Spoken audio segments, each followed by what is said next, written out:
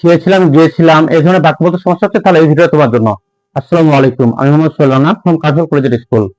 আজকের ক্লাসে আমরা পাস্ট ইনহেরিটেন্স অত্যন্ত সহজভাবে আলোচনা করব। এই ভিডিওটি পুরোপুরি দেখলে আশা করি পাস্ট ইনহেরিটেন্সে আর কোনো সমস্যা হবে না। ভিডিও শুরু হওয়ার সাথে একটি রিকোয়েস্ট, যারা এখনো council collegiate school YouTube channel subscribe করনি তারা এখনই সাবস্ক্রাইব করে পাশে থাকা বেল আইকনটি প্রেস করে দাও, যাতে করে আমাদের পরবর্তী সকল ভিডিও নোটিফিকেশন সবার আগে তোমার কাছে পৌঁছে যায়। চলো ভিডিও শুরু করা যাক। পাস্ট ইনহেরিটেন্স আলোচনা করতে গেলেই প্রথমে যে প্রশ্নটা আমাদের মাথায় আসে সেটা হচ্ছে পাস্ট ইনহেরিটেন্স কাকে বলে। অতীতে কোনো কাজ করা হয়েছিল এই ধরনের কোনো বাক্য বুঝালে তাকে আমরা পাস্ট ইনহেরিটেন্স বলবো। তবে বাংলা ক্রিয়া শেষে মূলত ল, লে, লাম এগুলো যুক্ত থাকে। চলো আমরা ভিডিও দেখে আসি। আমি ভাত খেয়েছিলাম, সে বাজারে গিয়েছিল। ল। শাকিলা ফুলটি নিয়েছিল। তুমি বলটি ধরেছিলে। তাহলে এই যে ল, লে, লাম এই ধরনের বাক্যগুলোই যুক্ত থাকে। তাহলে এগুলোকে যদি আমরা ইংলিশ করতে চাই তাহলে আমাদের একটি সূত্র মনে রাখতে হবে। সূত্রটি হচ্ছে, প্রথম হচ্ছে সাবজেক্ট, তারপরে ভি টু মানে হচ্ছে ভার্বের পাস্ট ফর্ম, মানে 2 নম্বর ফর্মটা, তারপরে অবজেক্ট যদি থাকে তাহলে আমরা অবজেক্ট বসাবো। আমি ভাত খেয়েছিলাম, তাহলে এটাকে যদি আমরা ইংলিশ করি তাহলে হবে আমি ভাত খেয়েছিলাম। আমিটা সাবজেক্ট, আমি ইংলিশ হচ্ছে আই, তারপরে খেয়েছিলাম তাহলে ভি2, খাওয়া ইংলিশ ইট, ইটের ভি2 হচ্ছে অ্যাট। কি খেয়েছিলাম? ভাত, রাইস। আই অ্যাট রাইস, আমি ভাত খেয়েছিলাম। সে বাজারে গিয়েছিল, তাহলে প্রথম সাবজেক্ট সে, হি, গিয়েছিল, যার ইংলিশ হচ্ছে গো, ভি2 ওয়েন্ট, WENT, ওয়েন্ট। কোথায় গিয়েছিল? বাজারে, অ্যাডভার্বের ওয়ার্ড। তাহলে বাজার একটা নির্দিষ্ট ডেস্টিনেশন, তাহলে টু দ্য মার্কেট দিব, টু দ্য মার্কেট। তাহলে he went to the market, সে বাজারে গিয়েছিল। শাকিলা ফুলটি নিয়েছিল, তাহলে এই জায়গায় আমরা লক্ষ্য করি শাকিলা ফুলটি নিয়েছিল, তাহলে প্রথমে সাবজেক্ট হচ্ছে শাকিলা,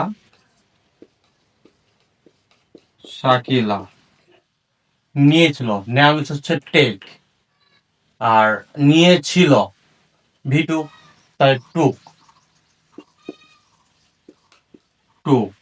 শাকিলা টুক, কি নিয়েছিল? ফুলটি, দ্য ফলোয়ার, দ্য ফলোয়ার।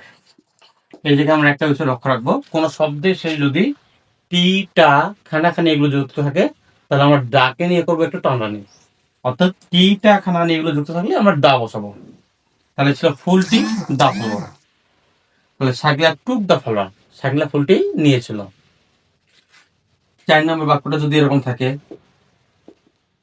তুমি বলটি ধরেছিলে,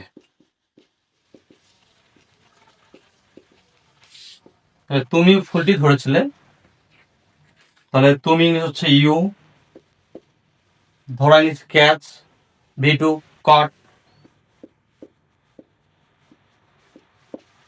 তাহলে ইউ কট বলটি, দা বল। ঠিক আছে, আবার দাকে নিয়ে টানা নিব, দা বল। এগুলোকেই যদি আমরা নেগেটিভ করতে চাই, অর্থাৎ নামরক বাক্য করতে চাই, আমি ভাত খাইনি, খেয়েছিলাম এটাকে নাবাচক করলে খাইনি, তাহলে আমরা এই জায়গায় সাবজেক্টে পড়ে, যেহেতু এটা পাস্ট ইনহেরিটেন্স, আমরা ডিড নেব। প্রেজেন্ট ইনহেরিটেন্স আমরা ডু নিতাম, ডু অথবা ডাজ, তাহলে ডু ডাজের ভি2 হচ্ছে ডিড।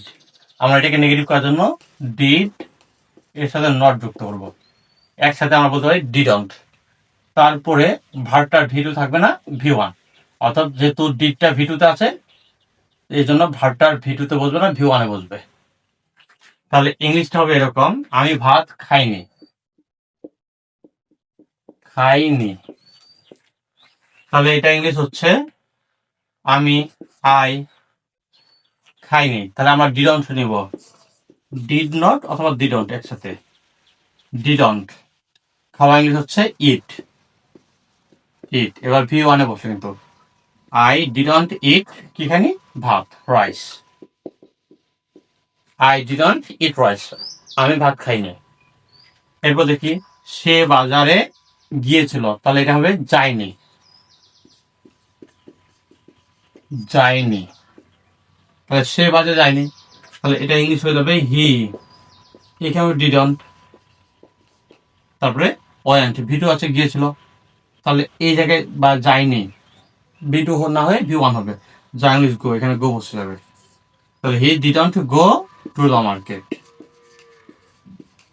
টু দ্য মার্কেট, সে বাজারে যায়নি। সাইকেলা ফুলটি নিয়েছিল, তাহলে এটা হবে নেয়নি। সাইকেলা ফুলটি নেয়নি, তাহলে ইংলিশটা হয়ে যাবে সাকিলা। তাহলে নেয়নি ডিডন্ট, টুক থেকে হয়ে যাবে take, V one. The follower,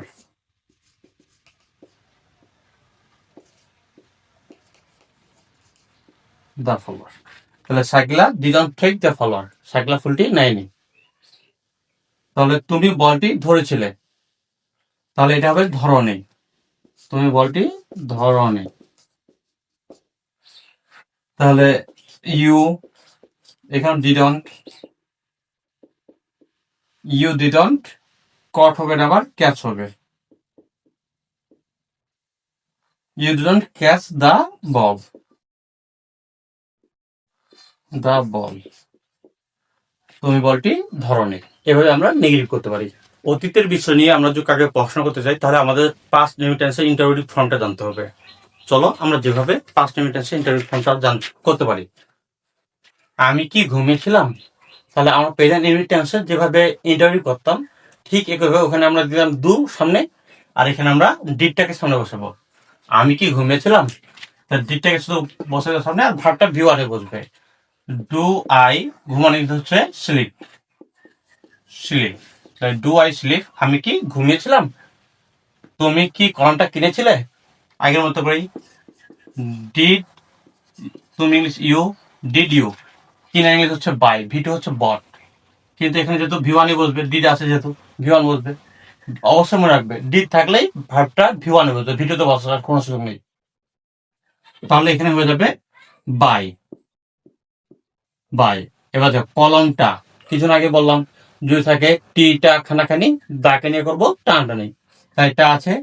কলম হচ্ছে প্যান, আর কলমটা দা প্যান, দা প্যান, প্রশ্ন চিহ্ন অবশ্যই। Did you buy the pen, তুমি কি কলমটা কিনেছিলে। তারা কি ভালো খেলেছিল, দেখো প্রশ্ন করা হচ্ছে তারা কি ভালো খেলেছিল, তাহলে প্রথমে ডিড, তারপরে তারা, তার ইংলিশ হচ্ছে দেই, ডিড দেই। খেলা ইংলিশ হচ্ছে প্লে, তাহলে এখানে ভি ওয়ানে বসবে প্লে। ডিড দে প্লে, তারা কি খেলেছিল, ভালো, ভালো ইংলিশ হচ্ছে ওয়েল, প্রশ্ন চিহ্ন। ডিড দে প্লে ওয়েল, তারা কি ভালো খেলেছিল। সে কি বিদ্যালয়ে গিয়েছিল, দেখো প্রশ্ন করা, সে কি বিদ্যালয়ে গিয়েছিল। তাহলে এটাকে যদি আমরা প্রশ্ন করি, প্রথমে ডিড, তারপরে সে, হি অথবা সি, আমরা হি দিলাম। গিয়েছিল, যা হচ্ছে গো, এখানে ভিওয়ানি বসবে গো। ডিড হি গো, সে কি গিয়েছিল কোথায়, বিদ্যালয়ে। তাহলে এটা ডেস্টিনেশন, নির্দিষ্ট একটা গন্তব্যস্থল, তার জন্য আমরা টু দিব, টু স্কুল, প্রশ্ন চিহ্ন। Did he go to school, সে কি স্কুল গিয়েছিল এখানে। তাহলে আমরা এভাবে পাস্ট ইনডিফিনিট টেন্সে ট্রান্সলেট করতে পারবো, অ্যাফার্মেটিভ হোক, নেগেটিভ কিংবা ইন্টারোগেটিভ। তবে পাস্ট ইনডিফিনিট টেন্সের অভ্যাসগত একটা দিক রয়েছে, যদি অতীতে কোনো অভ্যাস নেই সেটাও পাস্ট ইনডিফিনিট টেন্স হয়। আমরা পরবর্তী ক্লাসে পাস্ট ইনডিফিনিট টেন্সের অভ্যাসগত যে বিষয়গুলো রয়েছে এগুলো নিয়ে আলোচনা করবো ইনশাআল্লাহ। ভিডিওটি দেখার জন্য আমন্ত্রণ জানিয়ে আজকে এ পর্যন্ত শেষ করছি। আসসালামু আলাইকুম।